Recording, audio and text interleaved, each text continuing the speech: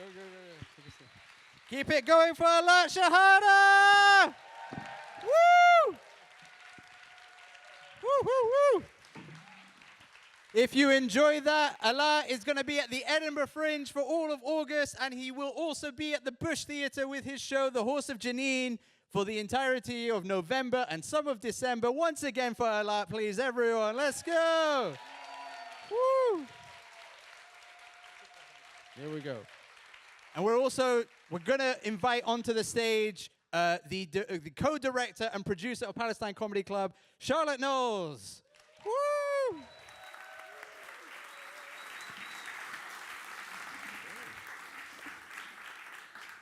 All right.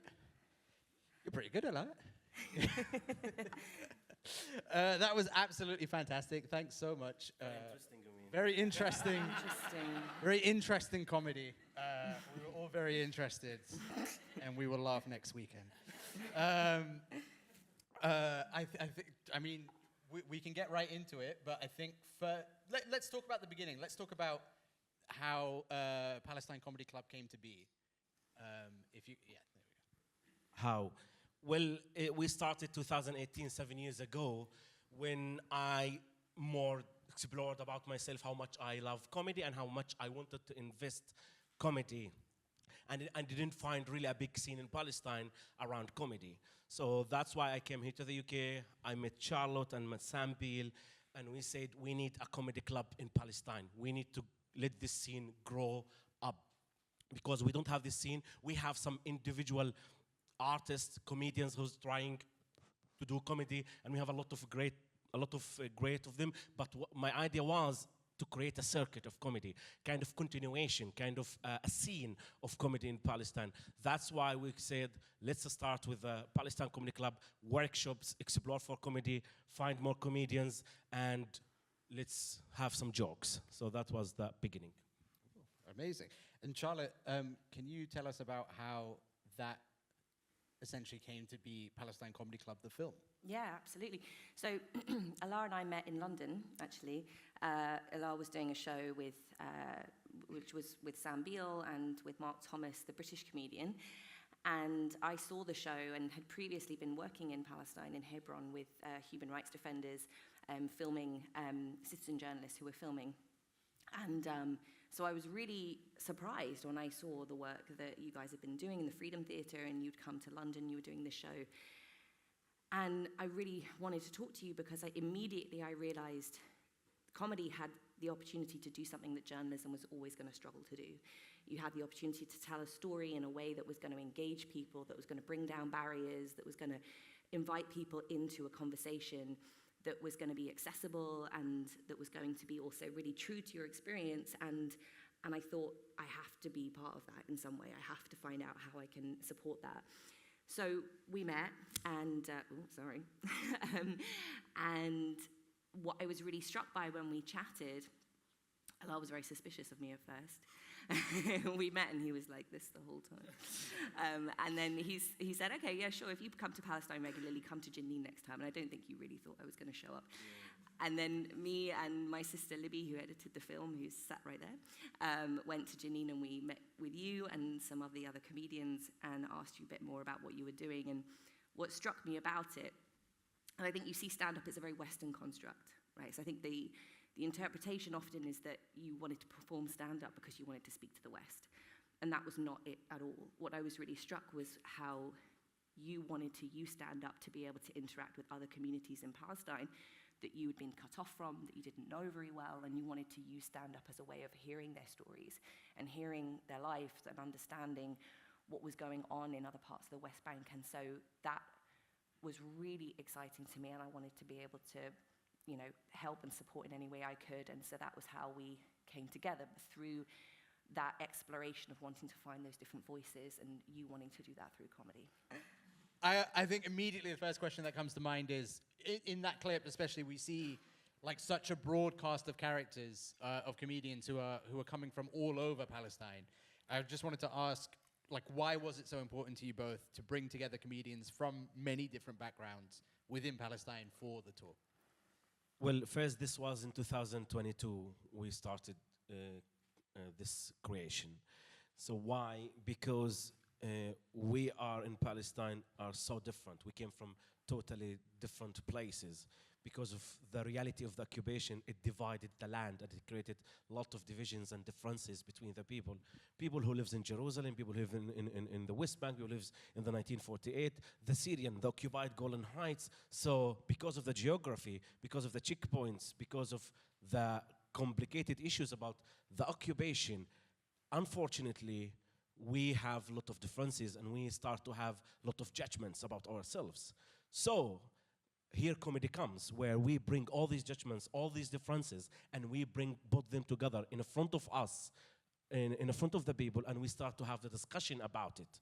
So that's why we toured with these comedians who's coming from totally different background, all the other areas, like the West Bank, the 48, Jerusalem, Golan Heights. So we start to, because we use comedy as a way to connect and to share our own stories, our own, like, it was a conversation about people from Jenin, what they think about Ramallah, people from Ramallah, what they think about Haifa, what they think about Hebron, etc., etc. So that was the main reason behind, is to bring us together and at the same time to show us as the Palestinians how different we are, and we realized what the geography did to us.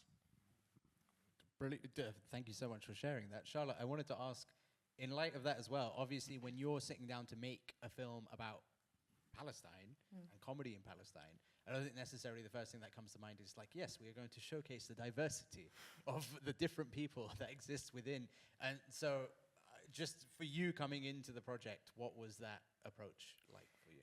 So I think for Regash and I was really interested in Regash's response to this, because similarly to you, Alaa, Regash also was really fascinated by how this project was going to bring all of these different identities together. And then, again, what comedy does, which journalism can often struggle to do, is you immediately deep dive into somebody's lived experience, like plunge really deep in. And you're finding all these truths and all of these aspects of the lived experience, which are obviously constructed for the purposes of comedy, but they're speaking to a really deep truth. And so I think for Regash and I, and also, you know, the thing that Regash kept saying to me was, you know, it's just impossible to do this. It's impossible to bring these people together for this period of time, from all these places, with all these restrictions. Like, this is such a special moment. This is such a special thing that is happening right now. And so he really illuminated it for me beyond what I was already fascinated in, which was being able to see this diversity of experience. Because from the UK, our experience in the UK, what we see in the media is very homogenized. It's one experience, and we see it again and again, and we don't see the color, we don't see the vibrancy, we don't see the families and the love and the relationships and everything that was coming out from this comedy. We so rarely see this on screen. And so I was really interested to be able to work with Regash to find that window that we could offer people that typically are not seeing these kinds of images. If I can add that this is the power of comedy, because we became like just one thing, one stereotype that you see on Instagram or on TV. So what we're known as Palestinians, just one thing, one image. And here's the power of comedy. It gives you much deeper concept about how Palestinian lives, how is the daily life of the Palestinians. Here is the power of comedy that you cannot find it on media, on social media, or on TV.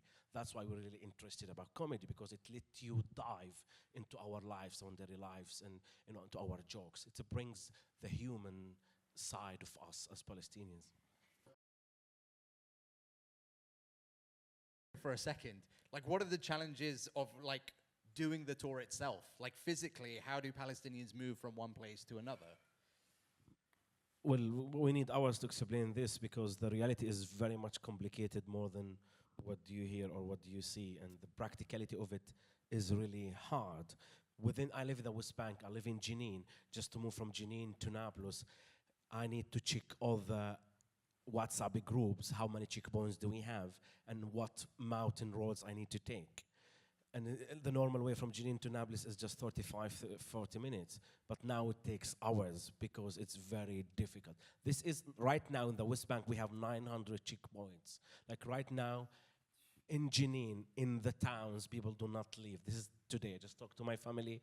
It's a curfew. Like, the Israelis are all over the towns in Jenin. And the camp itself now, it's occupied. They sent all the people of the camp, 20,000 people out of the camp. And even the Freedom Theater, the place where I grew up, is under the Israeli control. We don't know what's happening there. We don't know if they destroyed it or not, but the stage, the venue, the lights, it's under their control. The point I'm making, this is just the situation within the West Bank. So people right now do not move that much. If we want to move to the 48, to Haifa, to Jerusalem, my friend who was here from Jerusalem, I cannot go to Jerusalem. You yourself, you can book a flight ticket right now, 4 hours, you can go be to Jerusalem. I live 1 hour and a half from Jerusalem and I can't go. Haifa is a city 45 minutes where the sea is, 45 minutes from the sea. I'm not allowed to go to Haifa. You yourself, you just book your flight and you can go to Haifa. Golan Heights, the same. So, but we made it a bit, we're mixed between people who's from the West Bank, Haifa, Jerusalem. But we tried to make it happen. It was very difficult, but we tried. We sneak in through illegal ways. Through the wall. I don't know if you heard any of the wall that we have that surrounded the West Bank. We had to sneak in around many issues. We had to fake some papers that we are going to a hospital for an appointment in Jerusalem. And the reason is that we all, the West Bankers, have back problems. But this is not recorded, right? So we had to fake up this paper saying that we have, the West Bankers has back problems. So they give us a permission for 6 hours. And the way we passed the checkpoint was like this. So that's how we made it to perform in Haifa and Jerusalem, Nazareth and Golan Heights. So that's how complicated is that. There we go. I love it. Just a circus of, people with back problems traveling around. Charlotte, from a producing perspective, that sounds insane. Yeah, to be honest, it was always quite difficult to understand what the threats were because, of course, your way of dealing with it, everybody's way of dealing with it was to laugh at it. And so me and Sam would often be like, oh, yeah, this is fine. This is totally fine. Like, this is obviously very normal. And then we'd realize, actually, the threat of arrest was so high. And so we had to keep having these conversations about, safeguarding and all of this stuff, which I think you found pretty hilarious. But, you're trying to do your due diligence and it's, it's really, really complex, apart from the fact that we're a tiny little team, we've got no resources, and, we're trying to, make sure that this can all happen. Obviously, your objective is just to go and do the shows, whatever happens. And so we're trying to understand exactly how that can happen. But logistically, it was really, really challenging. Obviously, again, for me and Sam, and for Hannah, who lives in Haifa, completely different situation because, we pass backwards and forwards. And so the stark contrast within our team between me and Sam and Alaa and all the other comedians from the West Bank was really brought into sharp relief in those moments. And, you feel really ashamed. You feel really, really ashamed to be in that situation, traveling with your friends, your colleagues, and to be confronted with that level of distinction between your rights and somebody else's rights. And it's a real travesty that you go and you experience. But at the same time, it was essential that we showed it, and we had to show it in a way that was true to the experience, because I think when Europeans go and make films in Palestine, oftentimes we look for the occupation because it's the thing that is sort of different and, it kind of draws everybody's attention.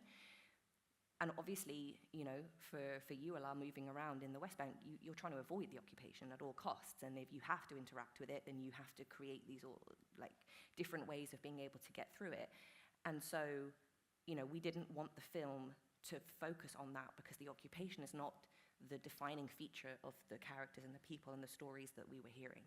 It was something that we inevitably bumped up against and had to deal with, but we didn't want it to make it that defining feature. So we'll see it now in the clip, how we kind of overcame it.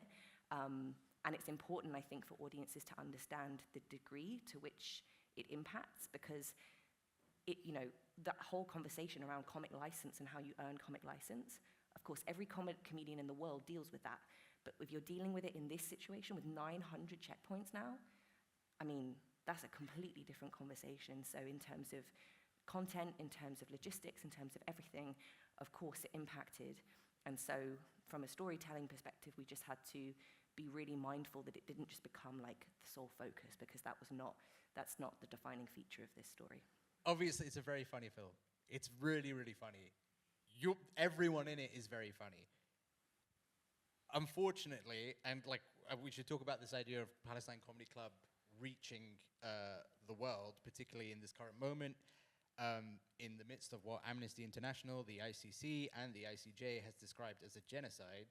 People rightfully might ask, is this the right time to be releasing a film that focuses on comedy in Palestine, considering all of this?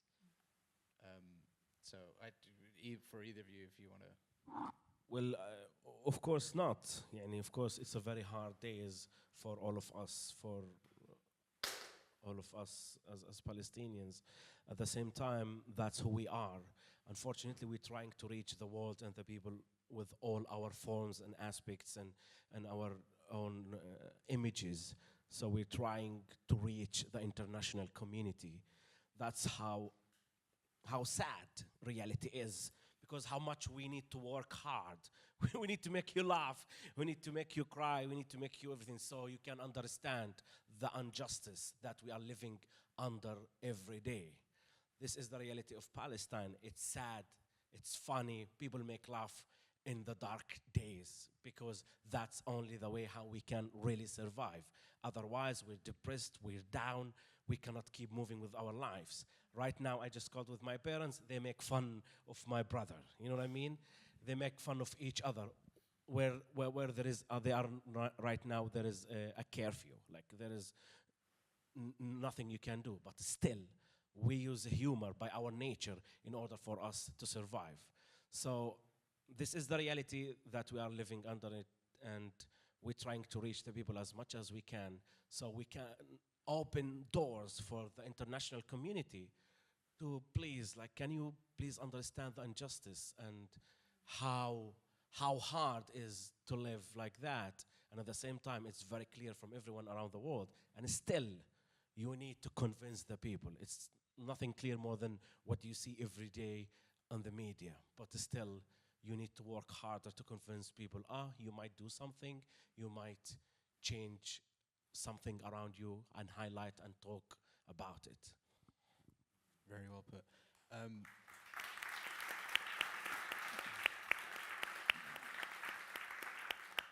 I think also with that in mind, Charlotte, I think it's probably worth talking about that, the film that you originally set out to go and make is not the film that you ended up with. No. We started filming in 2022, and we, originally anticipated that it would be a short film about this comedy tour.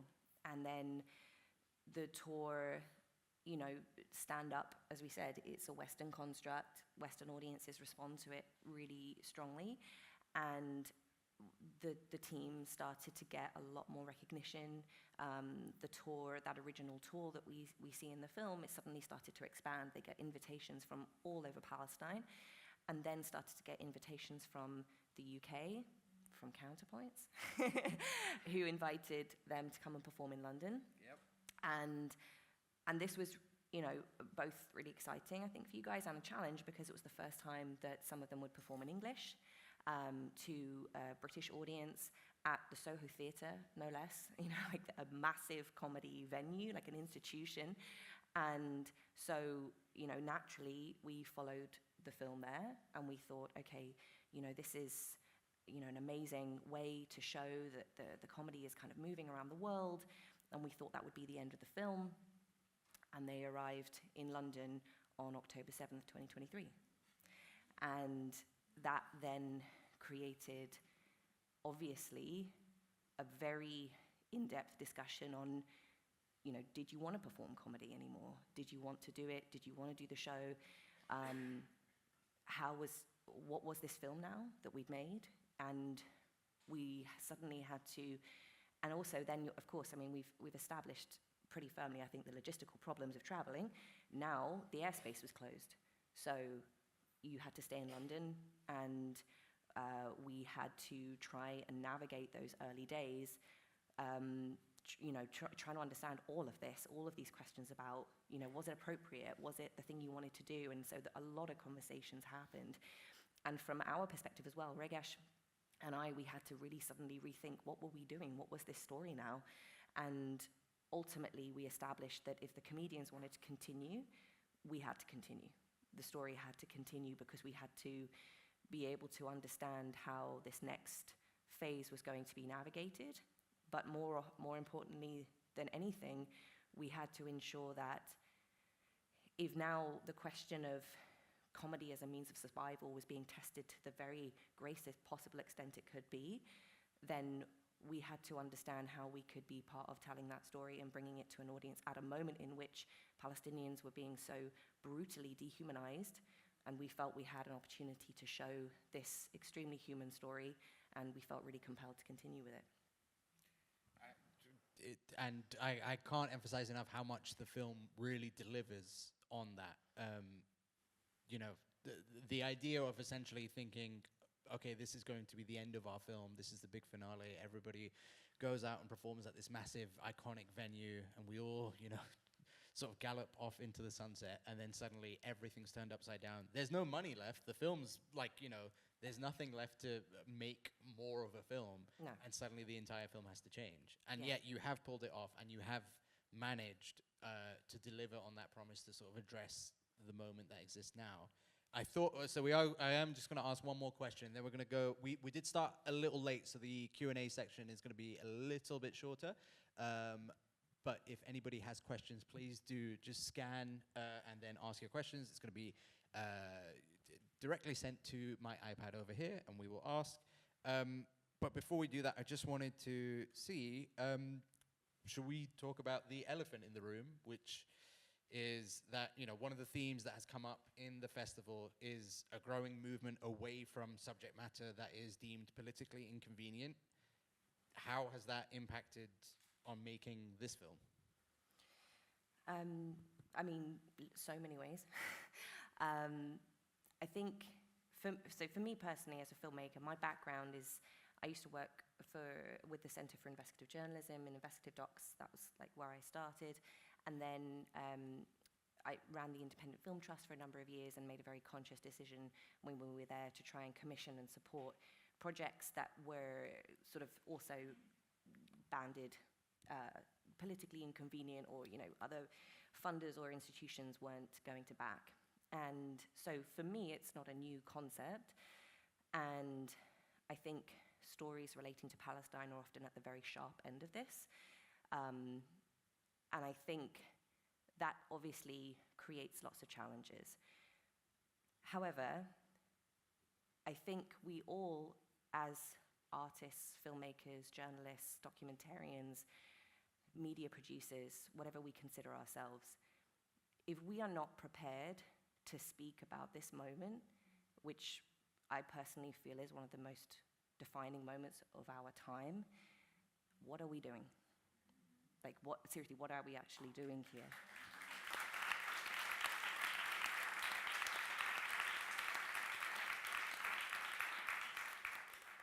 I think we have to really look at ourselves, and we have to decide for ourselves why we're doing this job, why we're telling stories, why we are exploring the human experience and presenting it for audiences for the purposes of audiences being able to look at themselves and put a mirror up to society and make very challenging assumptions of who we are as a people. That's our job. We have to present these stories to the world.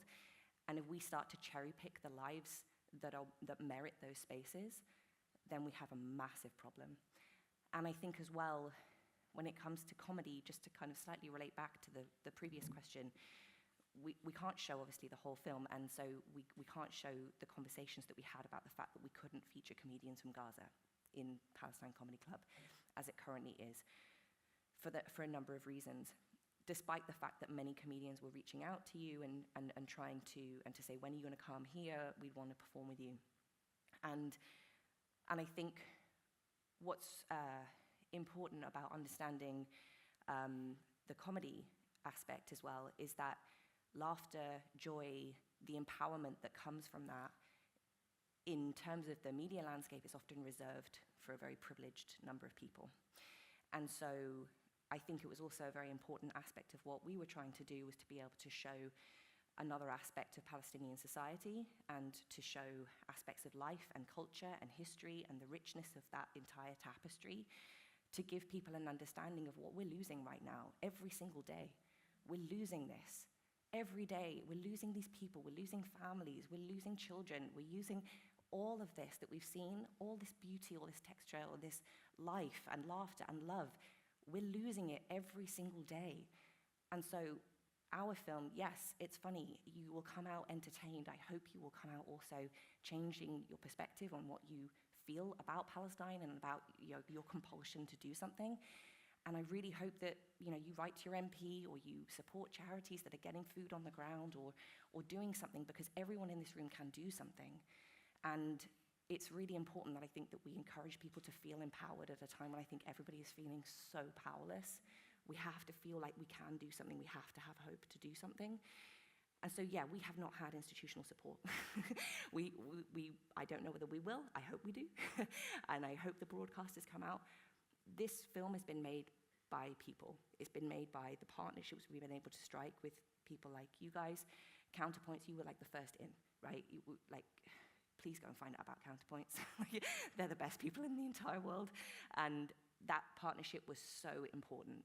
And then from then we had the team of filmmakers that came around the film, who were extremely understanding, particularly the team in Palestine. We made a really conscious decision to work with as many creators in Palestine as we could to make the film, to ensure that people had the opportunity to work and be paid at a time when there's very, very little work there right now. And the response from our team members when they saw the film was always, I don't care when you pay me, I have to work on this film. This is my story. I feel really seen by this. I need to be part of this story. So that was our first feeling that, yes, this story is important. We have to get this out to the world. And then the partnerships, we struck as many partnerships with different organizations to try and support. We gathered a really, really supportive team of exec producers who put money in, and we gathered the money privately. We went out to the audience very early. We started to gather the audience. We knew the audience were there because every time Palestine Comedy Club performed, it sold out. I mean, look at all you guys, you're all here. We're sold out. And everywhere we go, people are here. And I think this has been the theme, The institutions in this country have not responded, but people have. People have been out in the streets. People have been protesting. People have been raising their voices. People have been coming behind these projects. And that has been that's been the momentum that has pushed this project forward, is people. And so now we have festivals that are coming to us wanting the film all over the world. We've got audiences that want to see it. I'm getting emails all the time from cinemas wanting to program us. I'm not worried really whether the institutions come in or not, because in one sense you could say, okay, we're very privileged in the UK. We do have public money for films. We have early stage development and stuff like this. On the other hand, you could say that those institutions can often make us institutionalized, and we ask for permission to make these stories, and we don't make them unless we get that permission, or we look for that validation. With stories like this, you can't do that. No one's going to give you the permission to make these stories. You just have to get out and do it. And so my message to this particular crowd today, and we don't often get these opportunities to speak at length like this, so I want to take this opportunity today. I know there are also obviously lots of filmmakers in the room. The only reason our film got made was because filmmakers came behind it, other producers came behind it, exec producers came behind it, the industry came about, the team, the audience came behind it. So if anybody here is beating their head against the wall, trying to get funding, trying to get commissions, please reach out to us, because I want to give back in the same way that people gave to us, because it might feel like you can't physically afford to do this anymore, but we can't afford for you to not tell these stories. So all the Palestinian filmmakers who are in the room, I saw your showcase this morning, I want to help in any way that I can to help you guys get your films off the ground, because we need so many more stories. so many more stories. We're telling one story. We need so many more, and we cannot wait for the institutions to give us permission. We just have to go out and do it.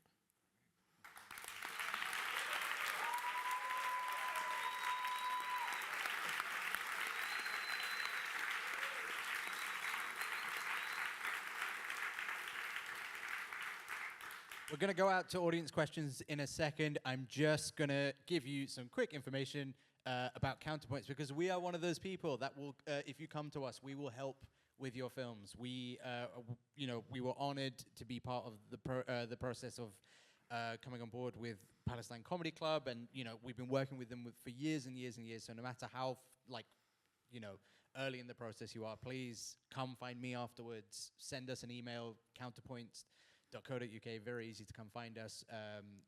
We will support how we can, whether that be funding, in-kind support, connecting you with commissioners. We will move heaven and earth just to try and get your projects off the ground, because we know how important they are. Okay, we did start late because there was still lots and lots of people coming in, so we are going to have a shortened section for audience Q&A. So we're going to do, I think let's take 3.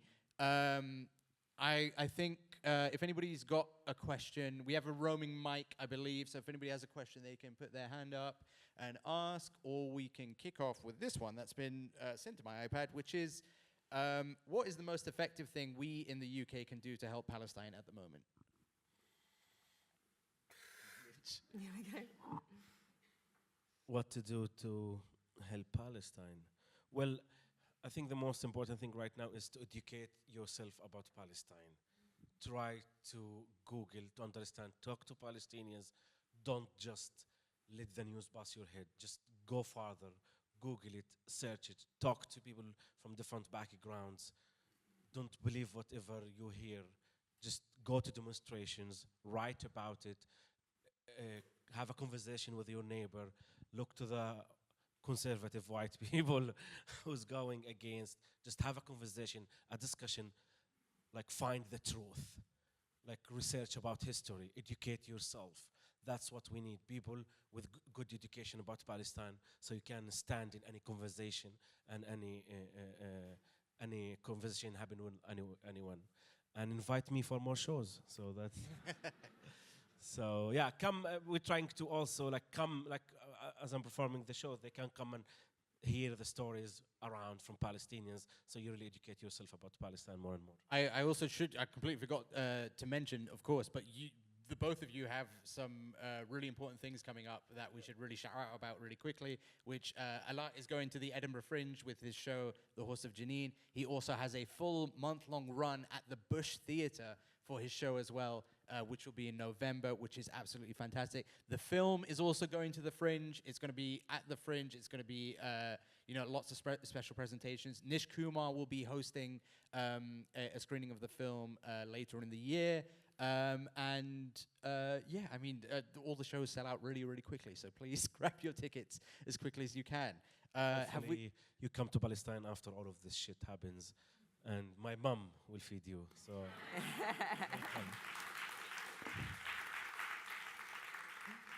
This was for the ladies. I should say also, Hannah and Diana in the film are also coming to Edinburgh Fringe. Yeah. You're performing at the stand. Yeah. So they're going to come from Palestine. And then after that, we're putting together some screenings with cinemas that are now getting in touch with us. We'll have our international premiere in the autumn. And then, as you said, Laith, we'll have some screenings in November around the time that you're doing the Bush Theatre, the Horse of Janine. So there's a lot. Palestine Comedy Club is taking off this year. There's so much interest and activity in everything that you guys are doing, and in understanding, how audiences can come and find out about Palestine through this. It's a really, it's an incredible way to do that. So I would really encourage everybody to look up Edinburgh, look across the country, go on the website, PalestineComedyClub.com, go on the Tough Crowd website. Please talk to Regash online. Tell him you were here tonight. It will remain at Regash Shots. Go find him on Instagram. We're going to take one more question, and then I think that's it. We've already got one that's been sent in, which is, how do we protect Palestinian creatives in our industry who are dehumanized and shut down in spaces? Is there a parallel industry in which creatives who are outspoken about can meet, see, support, and work together? I mean, I think we're here right now. I think, creating the networks of people, finding those communities of people where people are coming together. Counterpoints is an incredible hub for this. The work that you guys do in terms of bringing people together, putting on events, with Refugee Week, with all of the work that you guys are doing. I don't want to speak for you, but I mean, there's so much going on there. There are lots of communities, the Arab Film Club as well. There's lots of communities that are coming together to try and find ways to meet regularly, to talk regularly, to provide opportunities. If you want to email us, charlotte@toughcrowd.uk, I'm always happy to find ways to connect other people as well. But do go and check out Counterpoints because those are really good. Yes, please check out Counterpoints. We do loads of events, far too many events. It's actually too much, but you'll be able to find communities there. I myself run an organization outside of Counterpoints called the British Arab Writers Group, which is a massive collective of over 200 British Arab writers, and there is a lot of solidarity and support in that. We are unfortunately out of time. But we will be sticking around afterwards. Please come up afterwards and ask us all questions. Please, for the love of God, message Regash on Instagram. It's not that hard. Get your phones out now. And bear in mind, I can see you all. So if you This guy, he knows phones. Get your phones out. Phones. Don't stare at me. Phones. Phones. Regash. Regash. OTS. Yeah. Very easy. There's not that many people with that name in the world, especially not on Instagram. Some of you are still staring at me. Phones. Okay, I'm going to give you 10 seconds to find him on Instagram. Please send him a message afterwards. It would mean the absolute world to him. And we unfortunately have to wrap up. Can we please get one massive round of applause for Alaa, Shehada, and Charlotte Knowles? Woo! Yes. Here we go.